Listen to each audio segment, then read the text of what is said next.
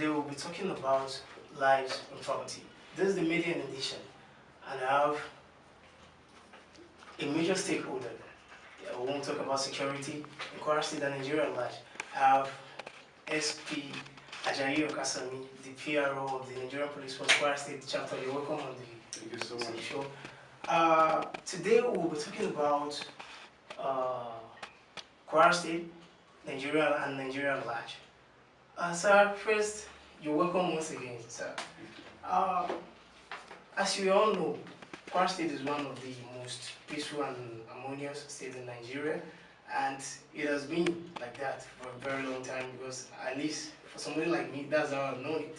And I know that it's very easy to make peace, and it's another thing to maintain the peace you've made. So, sir, how have you maintained the peace? Thank you so much. I want to thank you for having me. And to answer your question, I'd like to tell you that Kwara State is a state of harmony.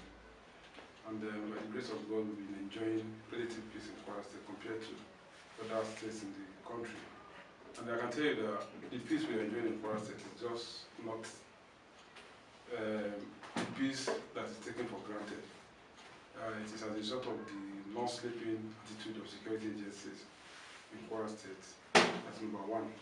Then secondly, the kind of functional police we have in Kwara State. I've been lucky in Kwara State to be having very diligent, hard-working and dedicated functionaries of police, one after the other. And the one we have now, the present functional police by the name of SP is a policeman that has a 100% commitment to ensuring that there is peace, tranquility, and security in Kwara State. He has dedicated everything he has into maintaining that. And we should also not forget that he is the chairman of Forum of Service Commanders in Kwara State that is comprising all the sister security agencies, and they work together. And you know, in a situation where we have that kind of harmony, that kind of unity, there's purpose, there's purposeful adventures, let me put it that way. The Commissioner of Police has tried everything possible to ensure that we enjoy the peace we are still enjoying. And that is not also to say that it is only his effort and that of other security agencies that have made it possible for Kwara State to enjoy the peace we are talking about. The good people of Kwara State, they have also made up their mind that they will live in peace and harmony. You can see that Kwara State is developing, is evolving, and the dynamic nature of Kwara State has made it a port for everybody who wants to come to Kwara State to either live here or work here. You understand what I'm trying to say now? If you ask people to choose 2 or 3 states they would like to retire to after service, share with them picking at least a larger number of them will pick Kwara State because of the peace, the harmony, and the hospitality we enjoy in Kwara State. So all these things are what together made it possible for Kwara State to enjoy the peace we enjoy today. And to cap it all, we have a state government that has not relented in ensuring that security is one of the paramount issues in their table. So they attend to us at any time we call them. They do everything to ensure that we, the security agencies in Kwara State, are committed to what we are doing, and they support us in all the the ways they think they can support us to ensure that we maintain the peace we have in Kwara State. So all these points are together made it easy for us to enjoy this peace we have in Kwara State. Thank you very much, sir. But it's very crystal clear. It's obvious to the blind and visible to the deaf that there is peace. But there was a time when we experienced some epileptic violence with this issue of these cultists and all that. But one would know that within the last 3 years, we've not heard about it. It used to come once a year, or so much so that it almost become our nature, like our culture. But we have nipped it in the bud. So how did you do that? I wanted that by saying the Commissioner of Police, like I also mentioned before, is a man that is digital in his ways. He knows every stakeholders that I can help in ensuring that we continue to enjoy the peace we have in Kwara State. Since his arrival, he has had cause to meet with different groups of people in the state. He has dedicated time to meeting with the youth, especially student bodies. And we have gotten a rapport with the student that has helped us in a very geometrical way of making it difficult for any court to exist again in Kwara State, because we give them the open door to come to us to explain. Even sometimes the students had issues with the government, they always come to us to tell the Commissioner of Police that we have an issue, and this issue can snowball into crisis. And you see the Commissioner of Police, being the middleman between the student and the government, and you see the result coming out. And that is one of the reasons that a little bit weighing down the agitation of students. They're talking about courtism. It's a seasonal thing.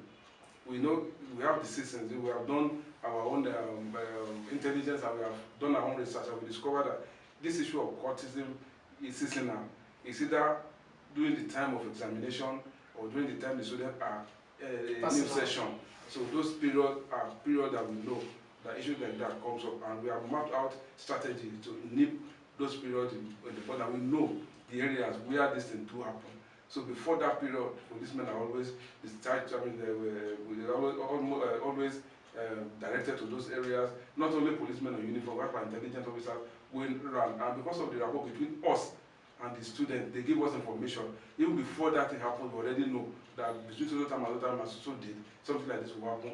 We'll call the relevant people, we call, and we talk to them. That's one. Then we have relationship with the student. We have what we call police-student relations committee that has all representatives of all the tertiary institutions in Kwara State in the body, and happen to be the representative of the police in that body. So we talk, we communicate at any time. If there's anything they see can bring a work problem, they talk to us. Issue of rape and the rest of them, they come together, we head meeting. If they want to do protests, they want to show their exams, they come to the command. The Commissioner of Police will address them. Even sometimes we carry the placard with them and make people understand that this so we are with the students. So they are giving us so much cooperation, and that has helped the command to nip this issue of courtism in the bud. And like I said earlier, it's a seasonal thing, so we always prepare before then. In those days, we believe that courtism is a thing of students of tertiary institutions, but now we discover that even primary school students are already members of some course of sorts. We have Okada riders, even artisans and the rest of them joining different kind of courts. So we always tell the students that this thing is going out of fashion. When it was within the 4 walls of the student of the school, people just take pride in it that I remember as well. So what pride are you taking in something that primary school students, even Okada riders are joining? So we always talk to them, counsel them, then admonish them to know that issue of courtism, we have nothing to gain in this in being a member of a court. The only thing you can gain there is debt, the capacitation, not finishing your school and put your future at risk. Because if you are arrested, you'll be jailed. In the course of your going to attack somebody, you may be killed. The vehicle may get into accident and also your name. So we have been talking to them. Even we have taken this campaign even to primary school, to secondary school. In my department, we visited so many secondary schools in London where we interface with students, talk to them, and ask us questions. And we always tell them the evil that is in this issue of courtism. So we thank God that you have even noticed that the issue of courtism has actually come down and will not relent. And the Commissioner of Police will continue to talk, to counsel, and to collaborate with students to ensure that completely that thing is eradicated in Kwara State. Thank you very much. Sir, not quite long ago, before the easing of the lockdown, during the total lockdown, there were security challenges in some states in Nigeria, very close to Kwara State. I don't want to mention names, but those states were very close, and we never had a case of that sort in Kwara State. Like, how was that? What we enjoyed the relative peace during those times. Kwara State is a special state. It's a state that has made up its mind right from time to be peaceful. Thank God for the kind of people we have in Kwara State, the Emir of Ilorin, the community leaders, religious leaders, and the government. Then with the kind of dedicated security officers we have in Kwara State, all these things, make it easy for us to ensure that what is expected is done, and the peace we are enjoying in Kwara State is not jeopardized in any way. I also again want to tell you that we have Kwara State is a potpourri of different tribes. Let me put it that way. We say Fulanis, we have Ilorin that are Fulanis, we have Ilorin that are Yorubas, we have Kwara that are Balubas. So we have different kind of people with different kind of culture and different kind of languages.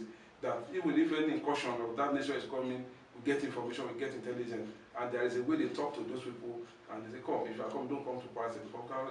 Apart from the fact that We have intelligence, we have people giving us information about what's happening. The policemen and other security agents in Kwara State are not sleeping at all.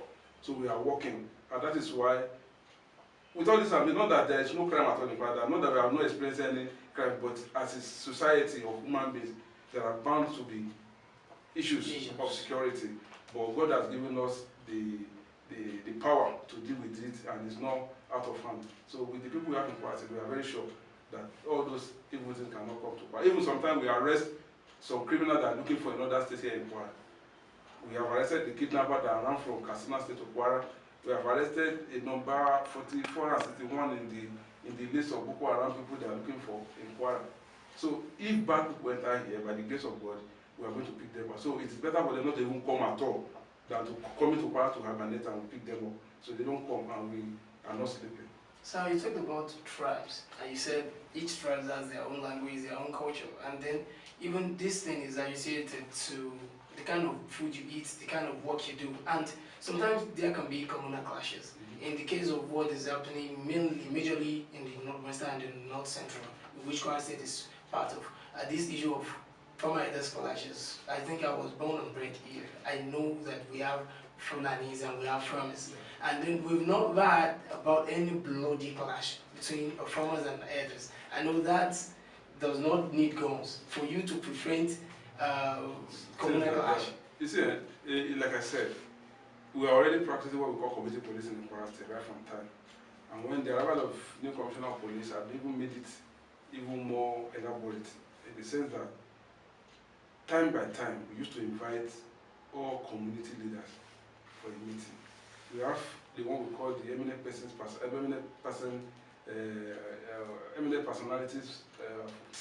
Okay, we have the eminent persons forum that we have eminent personalities in. All the traditional rulers, whether first class, second class, all of them are always invited. The Daudus, the Arudos, the what they call the Mitialas, and all of them will come to a round table. We talk where challenges are outlined, and in that same forum, solutions are arranged for that particular challenge. And we know most of the things we used to hear is that the headers will enter into farmers' farm and eat up their crops and the rest of them. But we have come to an agreement that we know there's no way issues like that will not happen. You understand? Sometimes the farmers will be in their home, the headers are always in the bush, they will sway into somebody's farm and eat the crops. What we do is that there are committees, among these people, that anything like that happens, they will go and report. The farmers don't need any reason to fight the header or fight or kill or damage anything. Go to that committee report or go to the police station and report. The Fulani people or the owner of the heads will be arrested and will be invited, and the cost of damage, and we know, we always make them understand that if you are claiming that cows eat your crops, you do not say because it's a cow that eats it, what you do is not up to 10,000, you'll be claiming 3 million naira. You understand? So they have come to that realization, they have come to that understanding, and you see the head as paying. Do you understand? Sometimes if the heads run away, if you can catch one, tie it down, when the owner comes, they will pay. So that is why we've been having this kind of peace. There is this understanding between them, because there is no way that kind of thing will not happen. You understand? That is why in Kwara State we've been having that kind of understanding and that kind of peace. That we've not had that the headers and farmers are clashing, killing themselves and the rest of them. So there is this understanding. They are all brought together. Well, one thing about life is transparency. If a group discover that you are being transparent in your dealing, they are ready to cooperate with you.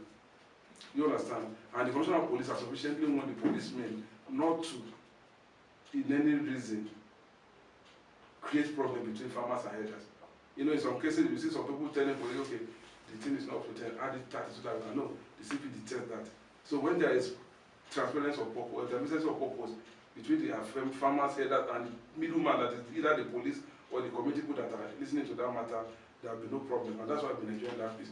Moment by moment, we call them for meeting, we discuss, we have their numbers. Even when kidnapping was rampant among the Fulani people, the Commissioner of Police initiated this issue of creating vigilante among the Fulani people that will monitor their own people. Do you understand? And since then, that assists. So the Commissioner of Police are using this philosophy of community policing to police Kwara State, and we have been enjoying it. Now we have more people giving us information than we used to have before. People are already having confidence in the ability of police to secure their lives. So they are cooperating with us. That's why we're enjoying the kind of cooperation we're enjoying from the people of Kwara State. As we're talking about culture, when you talk about culture, they say for the elementary level, they say is the total way of life. And one of the major part of human life is religion. Yeah. And in Kwara State, we are predominantly, I don't want to mention the religion, but there are some ideological issues that happened at the time and then these religious issues can be radical sometimes and get out of hand. How have you been able to reach out to the people, like, you can do your religion, don't create problem in the state? You see, that issue of religion, Nigeria is a secular state. And when we say a secular nation, that is to say, you are free to practice the religion you believe. And then there's freedom of association. You may decide to join any group at any time. And then there's freedom of expression. You may express yourself in any way. But at the same time, you should also remember that there is rights that everybody has. You understand? Where your own right stops, my own starts. Do you understand? I cannot say because I want to stretch now, I'll now stretch my hand to slap your face. I say it's because I have my right to stretch, but I don't have the right to slap your face because I'm stretching. Do you understand what I'm saying? Yes. So all the religions, all the religions in Kwara State, they all know this, and each religion is practicing its faith the best way it could. But like I said, there's no way, even teeth and tongue, they used to quarrel sometimes. There is no way one thing will not happen. But the fact that we have the Christian Association of Nigeria, we have the JNI and the what is it called, the Society of Islamic Affairs, all of them, we are working together with them. If there is anything, either from the Christian side or from the Muslim side, they have an association that they will air their, when their anger, their view, and those one will call the authorities into it, and that sort of thing is happening, so we'll call them together and the matter will be resolved. Even when it comes to the issue of a particular religion, even with government, there are machineries by which they put in place to ensure that there is no problem, there is no crisis. I can remember sometimes, not too long ago, when there was an issue where some people were saying some Christians were using their places and the rest of them to disturb the people in that area. The commissioner of police, delved into the matter, invited them, gave them that, okay, this is what is supposed to, this is what we're not supposed to use your own religion to disturb, and you, the other religions, you should understand that there is no way this religion can praise their own religion without making some noise. So when you understand that, there will be peace. And when you to understand that as I'm doing this, I shouldn't be doing it to disturb the peace of the other group. So there will be peace, and that's what we have been doing. So we believe so much on dialogue, we believe so much on interaction, on talking to them, rather than waiting for the thing to happen before. If there is anything we get information, we call them, bring them together. Because every time you see CP addressing one meeting or the other, all in a bid to ensuring that the state remains calm, and people should see that we are transparent in everything we are doing. We don't have any hidden agenda, we don't have any motive that is other than ensuring that there is peace in Kwara State. So that is how we have been doing that, and they all know. And thank God for the people of Kwara State. Like I always say, they are willing and they are ready to ensure that we stay in peace. Both through prayers, through meetings and the rest of them, they pray for us. We call them for any meeting, they come, we deliberate and we talk on things that can be of peaceful thing for the state, and everybody will come together. And that's what we're enjoying. Alright, talking about the major security topic in Nigeria today, the issue of community policing. And in my own view, I would say community policing is already happening in Kwara State, because you rarely get to a community in Kwara State now without having something of that nature, like a security guard that fits the. So, sir, in Kwara now, the major stakeholders, the partner will be the federal government, and the stakeholders will be the state and the local government. Like, have we made any headway in Kwara State? You see, community policing, like I said, has been in operation in Nigeria since 2004. In 2004, some officers were sent to UK to go and understudy how they do their own community policing. They came, and ever since we've been trying to win. But the fact is that when the new Inspector General of Police came, Mohammed Adamu, MPNMN, he decided to make community policing the pivotal policing strategy for the whole nation. Do you understand? And now Commissioner of Police, because is a community policing trained police officer who knows the nitty-gritty of community policing. And we are lucky to have him in Kwara State at this moment. So he grabbed that philosophy with two hands. And that is why even before now that we're even launching, we're inaugurating advisory committee and the rest of them, community policing in Kwara State has taken deep root. That's why you notice that in every community you see some people called community policing, and they have been helping us, and they have contributed immensely to the kind of peace we're enjoying in Kwara. And what is community policing? You want to ask. It is just removing the police from where they think they are before, back to the community. You know, initially we do what we call reactive policing, where you wait until something happens before you start. They call you. They have stolen the car in so street, they come to the station without going. But what we are doing now is proactive policing. That is, before it happens, we are already on ground. And how can you be already on ground before issue happens without information, without the cooperation of members of the community? That is the essence of community policing. That want to do proactive community policing, the people must be 100% in the same page with us. If anything happens in that society, in the community, when they tell us that we are having information on that some students are going to riot, they have already given us information. They are already doing the police same work with us. Even some of them even go as far as even going close to where that meeting is holding, and they will call us that they are so place, come. So already we have nipped that one in the bud. So we don't want it to look as if you are giving police information and you are doing it for any benefit. No, we want it to look as if you are rendering your service, the service you are expected to render. You don't look at me as somebody who is from another state that is coming here to work. The moment I'm on this uniform and I'm working in Ilorin or Kwara State, you already accepted me as one of you in Ilorin. So you don't need to even hide anything from me. So that is the essence of this community police, to bridge the gap between the people and the police. And if the moment you know that I'm working for you, you will not even wait until I tell you there is no fuel in a police vehicle or there is no Isaiah in the cell before you can give it to us. Do you understand? When we sit down together, we marshal the challenges, and in the social station, we have a vehicle, but there is no tire. We have this, but there's no vehicle. In that same place, the people and the police now, how can we sort this problem? How can you settle it? Then you can see in the midst of this community, someone can say, okay, I can offer to bring a tire. So we say I can buy 4 liters of petrol for the police. We're already solving the problem of security. It will not look as if you are doing it because you like the DPO or because you like no, you are doing it because you think that is the normal thing for you to do to ensure there is peace in the state. And that is what we are doing. And that is why when the IG set up this community policing proper, they handed over the inauguration to the governor of the state, because in any state we have in Nigeria, the governor is the chief security officer of that state. And that is why he was made the one that will inaugurate the community advisory, because we have community policing advisory committee, which the governor, His Excellency Madam Abdulrahman Abdulrazak, inaugurated last week. He came to the police headquarters, inaugurated the committee, and our father, the Emir of Ilorin, is the chairman of that committee, and the Commissioner of Police is the co-chairman of that committee. Then we have representatives from the three senatorial districts. We have a representative of the Christian Association of Nigeria. We have a representative of the Supreme Council of Islamic Affairs. We have the representative of the Police Community Relations Committee, that is the PCRC.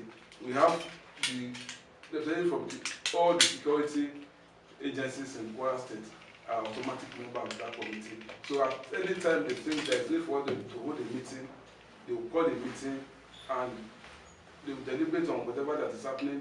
The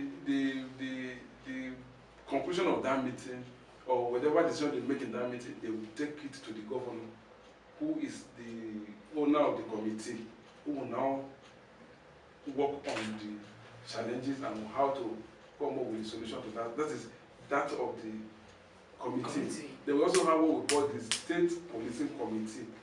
That one is another committee. Even the one we are going to inaugurate that one tomorrow.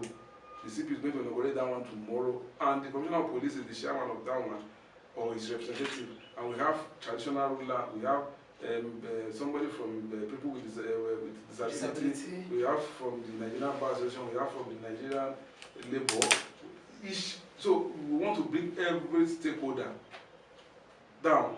Then at the area command level, that is the local government level, we still have committees.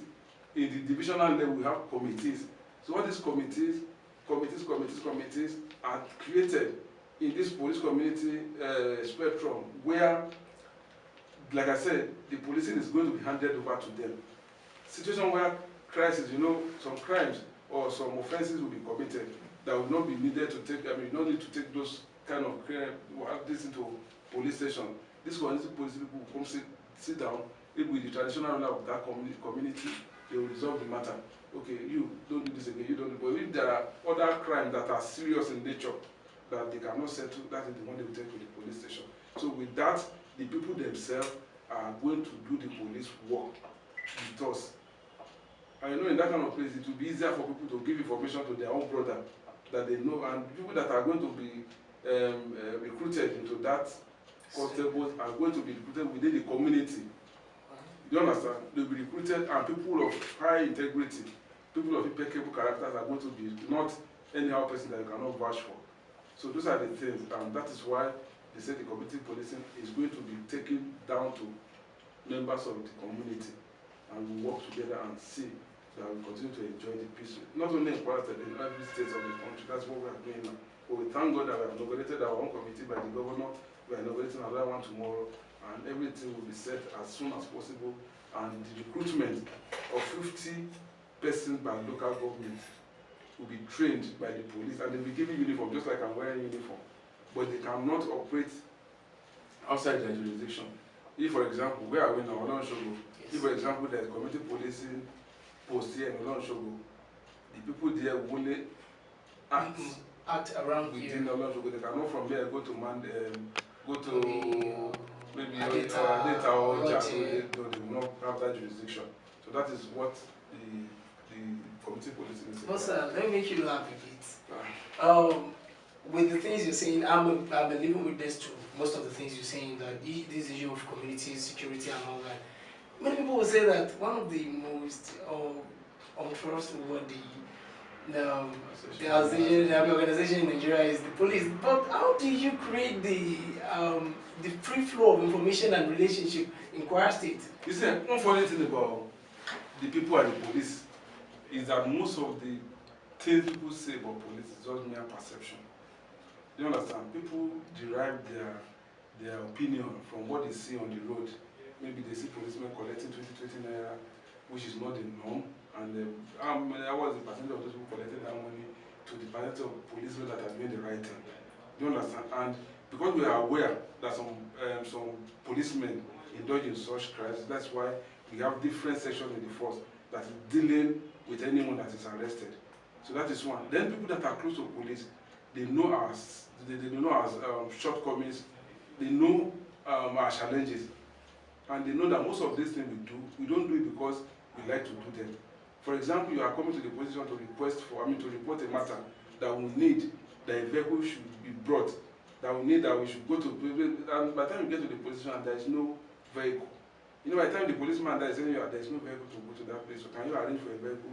You pick up this policeman, they just want, you understand? So it is because of that lack of understanding, and that is one of the reasons that community policing is going to settle all those perceptions. Sometimes I cannot be a policeman, I cannot work with the police, there are police that are corrupt. But if you not ask him, have you ever had any issue? He say, no, that was what so person said. Do you understand? So that is why I'm not in any way saying some of our policemen don't go out of their way to do what is wrong. Yes. But the force is doing everything possible. You can recently some people were dismissed in the command for some offenses that are not what they're supposed to do. So if you are caught, you'll be punished for that offense. But the people that are close to us, people that are getting close to us, are already knowing that this police is not what we think they are. So that is why even you, when you become a policeman, you hardly can leave the police. I'm not saying it for the sake of saying it. Some people say, I don't know police can behave this way. I don't know police can be this nice. But because of what you have heard people say, Because of so you don't give that opportunity, you don't give the best of this country that you don't have the presence of police. Do you understand? Another thing we are talking of, the people in the local area self, they enjoy the services of the police than we that were in the urban centers. If you go to a village now, you see the way the DPO and the community people play draft, laugh, do everything. You know that. So there's this kind of rapport. So we are enjoying support of those people in those local government. And you know, like I said, every community has their own police station. So as I'm talking to you now, all the DPOs are they are well grounded on this issue of community policing, and many of them have even inaugurated their own community policing people there. So they've been working together. We don't have any issue with those people outside the state, outside the capital. So we are working together. Honestly, we are working together. So you said something now. You said the Nigerian Police Force is the largest organization under the federal government, single organization under the federal government. Will you say that you have enough personnel? We don't have. You know, the standard of the United Nations standard is 1 policeman to 400 persons. Yes. Right, we should 1 to 400.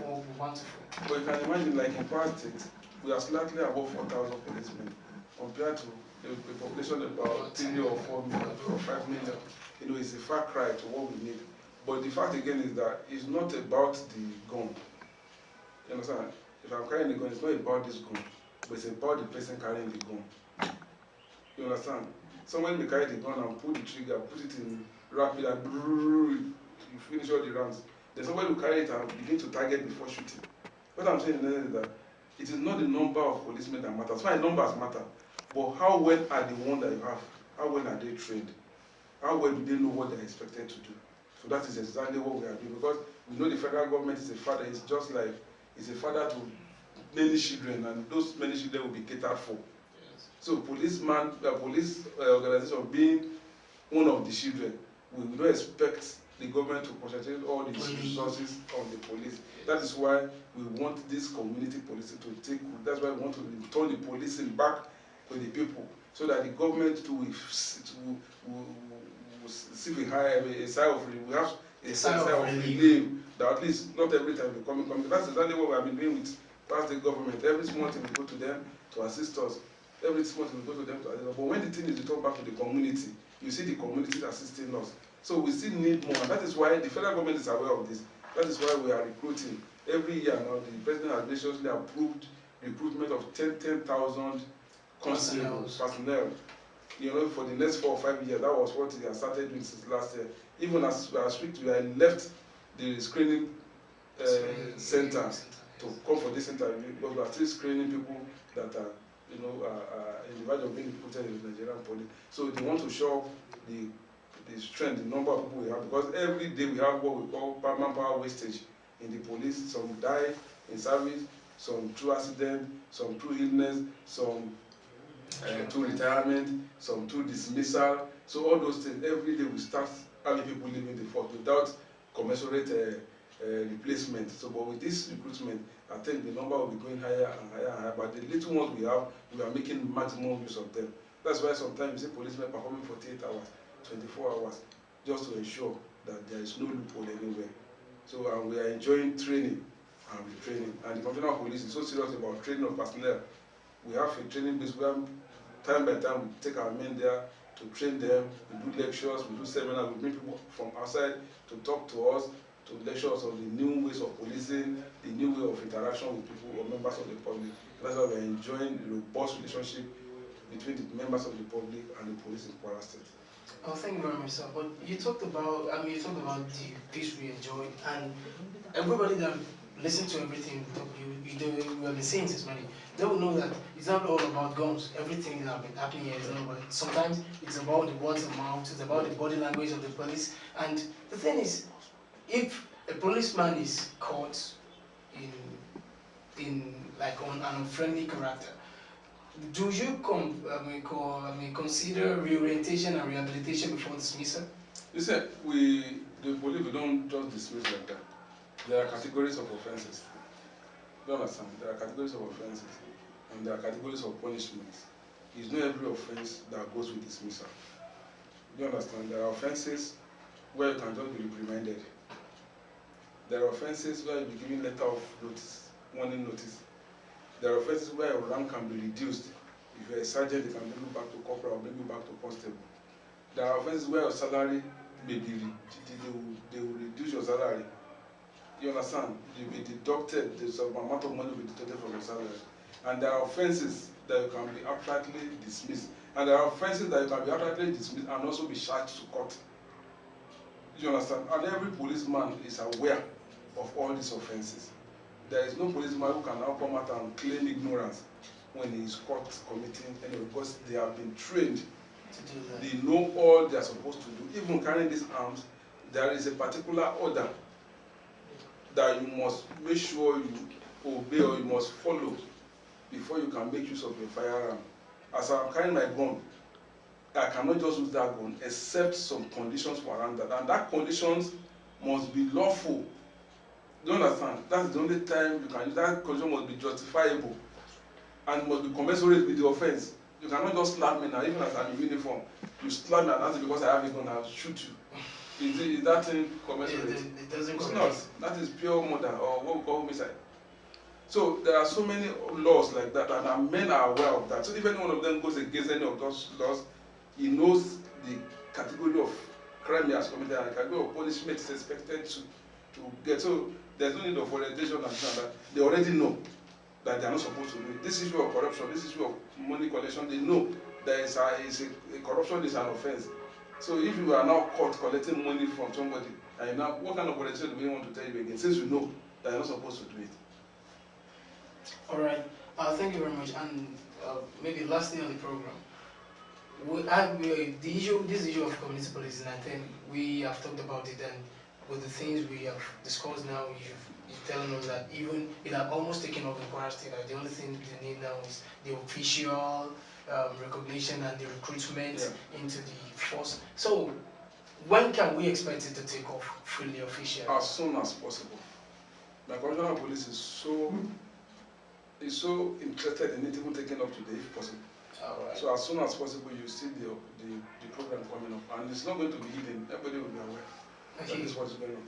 But sir, what would be your advice for Kwarans and Nigerians generally, and for youths like me? Actually, I'm always happy when I see youths like you, and it's out of the kind of situation we're in the country that you decide to pick up this kind of job, not minding the fact that the finances may not be coming immediately.